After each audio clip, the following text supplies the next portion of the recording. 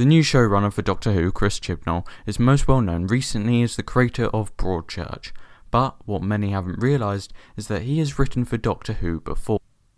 Chris has written 5 previous episodes before the start of Series 11, one within the Tennant era and the others in the Smith era.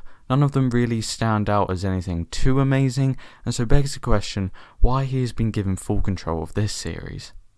Don't get me wrong, the series so far hasn't been unwatchable, well, let's forget about last week's episode, but it hasn't been amazing. So let's dive right in, starting with his first attempt at writing for the show more than 10 years ago, with the episode titled 42. The story is as follows.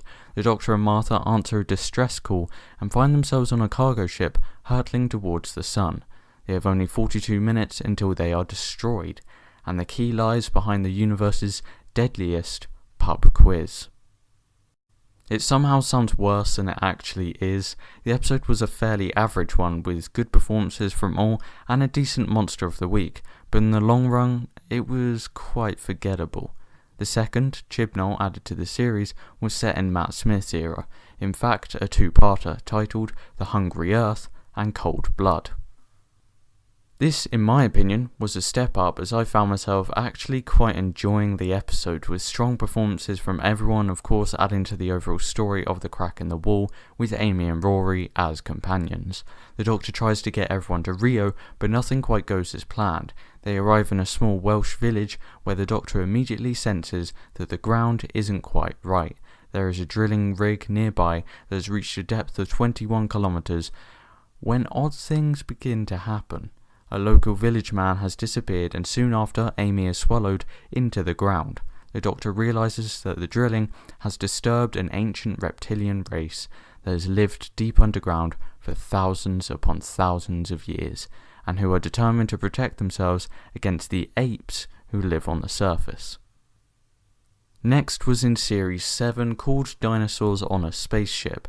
I have been rewatching from Season 1 and have not quite got up to Series 7 yet, but from what I can remember, I didn't like this episode when it first came out. I found it boring and not particularly exciting. Basically, after a lengthy absence, the Doctor returns to Earth and scoops up Amy and Rory for yet another adventure. He also manages somehow to include Rory's dad, Brian Williams. Those aren't the only travellers, however, as Queen Nefertiti and big game hunter John Riddle are also on board. The TARDIS next reappears on board a large ship, and the Doctor is delighted to find a cargo of prehistoric dinosaurs on board. Using the ship's computers, Amy determines that the ship's crew is nowhere to be found. There is someone on board, however, who has no intention of giving up his precious cargo to the Doctor or anyone else who might try to take it from him. And the last episode Chibnall has written, not including Pond Life, which is a separate thing altogether, is The Power of 3. Another stronger episode, although a bit strange. I do love Rory's dad and also the Doctor's interaction on Earth. Earth is suddenly visited by millions of small black cubes of unknown origin. The Doctor joins Amy, Rory and Rory's father Brian, once again, to help discover what these cubes bring for humanity. So that is all of the episodes the new showrunner has done previously. If I was to rank them, I would say Dinosaurs on a Spaceship would be bottom. Next, The Hungry Earth with 42 after that, and Cold Blood second with a power of 3 first. Anyway guys, thank you so much for watching. See you next time.